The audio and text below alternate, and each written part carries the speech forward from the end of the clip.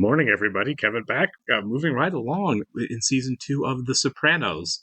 I have. I feel like this season's actually been stronger than the first as far as like larger themes. And again, last episode we really got to see the fact that there is an ugly side, right, to what Tony has to do.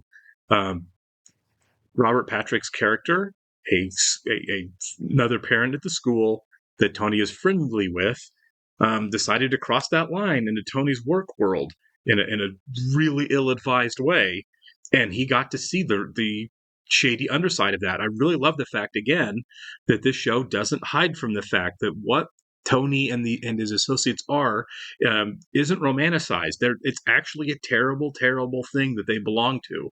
Um, and I feel like we're heading even more into an issue with Richie. Um, he and Tony seem to be working okay together, but every time it seems to be going well, something like this happens to cause greater tension. First off, Richie's dating Janice, which is just weird all the way around to me, all the way around. Um, and now this, where Tony once again has kind of flexed that he is higher up in the organization than Richie is, and Richie's not taking that well. I feel like there's an easier way to resolve that. I was actually on Richie's side at the beginning of the episode where Robert Patrick lost, was been losing money at his games, couldn't pay it back on time, and Richie cut him off from the game so he didn't get in any deeper to him.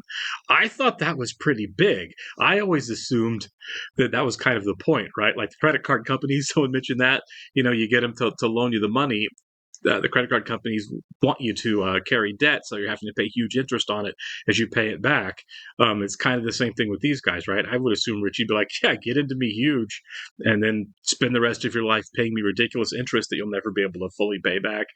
But I get to milk you for money forever." But Richie actually kind of did the right thing and said, "You don't get to play in my games again until you're completely square with me," which I don't think was terrible.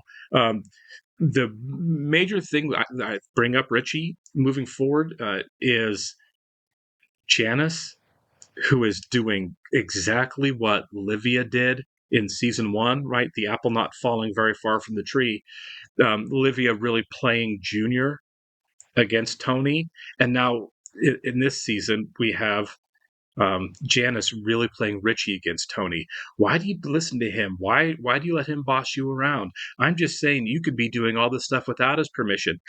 She's really doing that Lady Macbeth part up really big, exactly like Livia did in season one.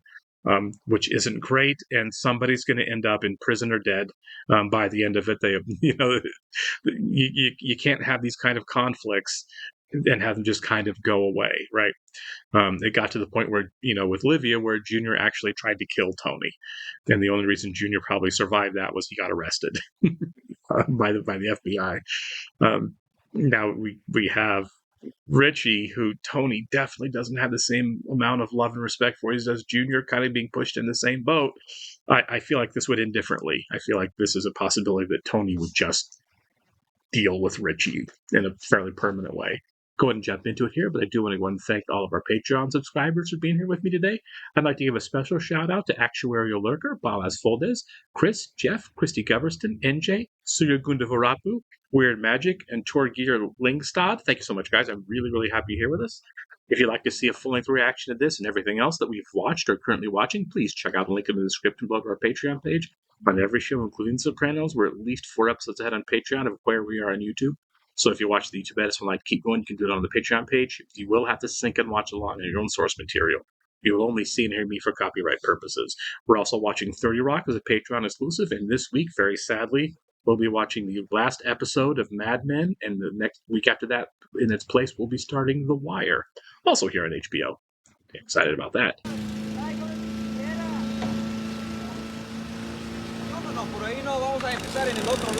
The setup of these shots, that's this camera movement from the other side of the truck, it's always shot so well.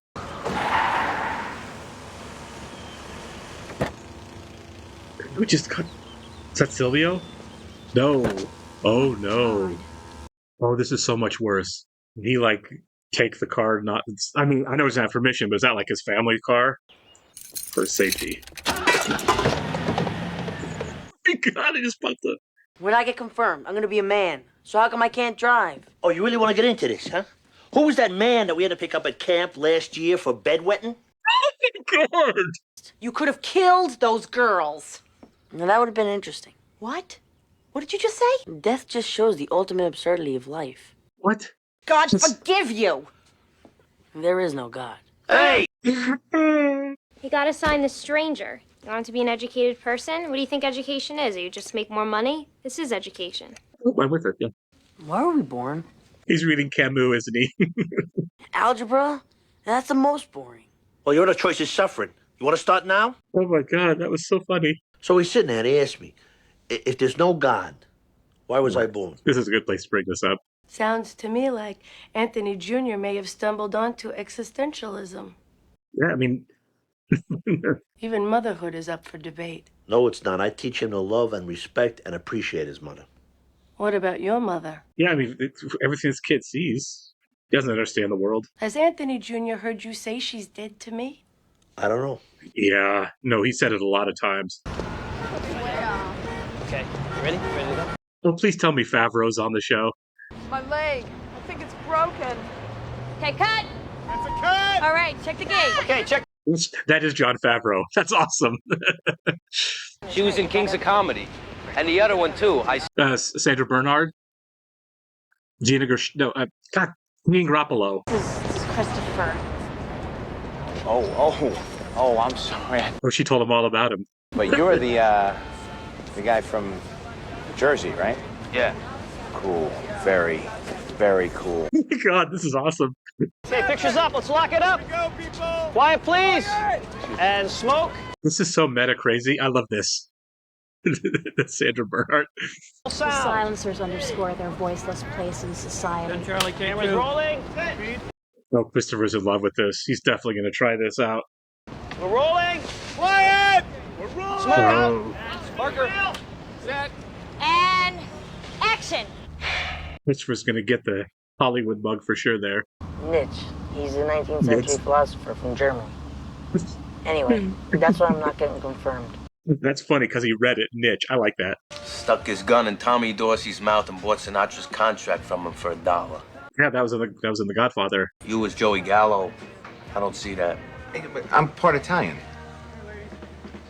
Vince, maybe. Vaughn. Oh no. Yeah. Guess it is a long time ago. Yeah, you wouldn't be betraying any oath thing. Well, I don't know. It was confirmation sponsor, for Christ's sake. Do something with him. All right. But 13, 14, they start getting broody. Yeah, he's a teenager. He's angsty. He's bombing out in school. They got a C, 3 D's, and an F. Hey, Anthony, how you making out in school? I got a C, 3 D's, and an F. He doesn't even mind saying it. Why didn't you call? Oh, we were only there for like half an hour, and then him and Amy wanted me to give him kind of like a tour around Jersey. They did? What? Vince Vaughn didn't come down there. Is this a jealousy thing? Here, have a seat. You want some coffee? No, I can't stay. I got some business to take care of. Definitely gonna hook up, right? Like, definitely gonna hook up. John asked me to give it an official read. Don't take it personally. This is process. Billy Bob wrote something he wanted to do with John, and John had me read it first. So what'd you think about it? About what? My script. I love movies. I started with the dialogue. Yeah, she's got a pile of them. Yeah, this is the way the world works. I miss you. Yeah, you should. You never come see me. I've been busy. Wow, she's still laying on the guilt. Those kids were dead meat. What's the use? What's the purpose? Why does everything have to have a purpose? Now she's gonna go nuts about it. No, come on. You can ask me. No, it's cool. Oh, come on. Come on, Rocky. Whoa. Take it back. Just take it back. Oh my God. Come on, your money. Come on, your money. God! Sorry, I'm late. Babe, I ordered you some pasta fazool to start, and we're gonna get a plate of antipasto to share. They got some rare imported salami. That all sounds lovely. We were just discussing Anna's wedding. What about you guys? What about who guys? We should make it a double wedding. First someone has to propose. He was just hooking up with someone else earlier in the day. I tried so hard to be supportive with his art and with getting his screenplay made. Oh no. His screenplay? Yeah, this is coming back. Excuse me, sir. I don't have to tell you again, this is a smoke-free environment. Oh, Christopher's such a mess right now. Hey, little brother. No, the bar's down the hall, Richie. Over there. Oh, and we count the silverware. You too. Get out of here. What are you yelling at me for? Even Grandma says the world has no purpose. Oh my God. You know, you see your parents as these great big dictators, these disciplinarians. But I know your dad from the time he was younger than you. Oh, this is sad. I was 16 years old, and my kid, Sister Nucci, she had the spinal meningitis, and she got to a point where she couldn't breathe. Ah, that sucks. And she was in the hospital. And your father, he was the only one. He came with me every day. He sat by her bed. He looked at her drawings. Yeah, this is going to make these guys mad. Your father would catch a bullet for you. Don't you ever forget that. He's a stand-up guy. Well, this really has to be eating at him to have to do this. Now go down and enjoy your party. Make your parents happy. You got your health, your family. Enjoy it while you can, while you got it all in your hand.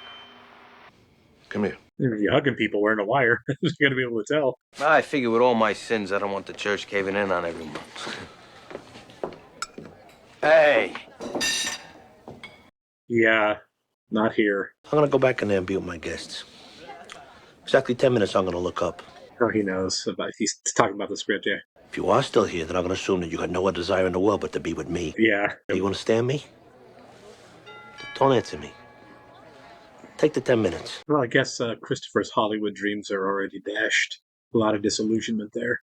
Okay, well, a lot here to process. First off, this was overall a pretty funny episode until like the last 10, 15 minutes of it for a 55-minute episode. It was cool that Jon Favreau showed up playing Jon Favreau and allowed them to take shots at his movies, especially Swingers, and say, I don't see you playing John Gotti, but I could see Vince Vaughn doing it. I think that's a lot of fun. I think he probably had a lot of fun doing this. Then you had Sandra Bernhardt and Gene Garoppolo showing up in very bit parts, kind of doing the same thing. Yeah, it was great. I don't know what D-girl means. It's probably a phrase I should look up. It doesn't sound like, the woman, Amy, seemed to know what it meant. It really, really set her off. Obviously, it's a pejorative, whatever it is, but specifically what it means, I don't know. But not great. I cannot remember her name. I've seen that actress in other things. Everyone just kind of shows up here, clearly, as we saw in this episode. So, Sal, we keep calling him for YouTube purposes, and Christopher kind of at a crossroads here. Christopher, we kind of saw some resolution here. Tony gave him an ultimatum, and he made his choice to be with Tony rather than to step into the other world he was trying to work his way into. It did not go well when he tried. The disillusionment was pretty high, right? He trusted Amy and Favreau with some pretty sensitive information. They ended up using it and kind of bailing on him without him getting any type of there was no compensation for Christopher at all for any of this. So not that he should have walked out of the contract or anything, but they really kind of used him and cast him aside there, both of them in completely different ways. So I think his disillusionment with Hollywood's over. I don't blame Adriana for not wanting to be with him. I don't think it's going to go away. I think that she will be back with Christopher. I just think that this is one of those toxic relationships that just is always roller coastering up and down. I don't think that's going to change. The question, though, is now what does Sal do, right? He's in an impossible position of either take Tony down or go down himself to law enforcement. And that's as he's kind of reminiscing about all the great stuff Tony did for him when they were younger, because they've been friends their whole lives. That was eating at him. So I don't know what he does next, because he's still kind of in that really, really stuck position. What to go? Obviously, for the purpose of the show, we want him not to get Tony in trouble because Tony's the lead in the show. But at the same time, it's all criminal stuff. Tony's guilty. But I do expect whatever Sal does, he's going to be the one that ends up paying the price more than Tony. However that works out. Either he isn't cooperative enough with the police and they just go ahead and charge him with the heroin distribution that apparently he's guilty of, or he goes down for something else, or Tony finds out and he goes down anyway.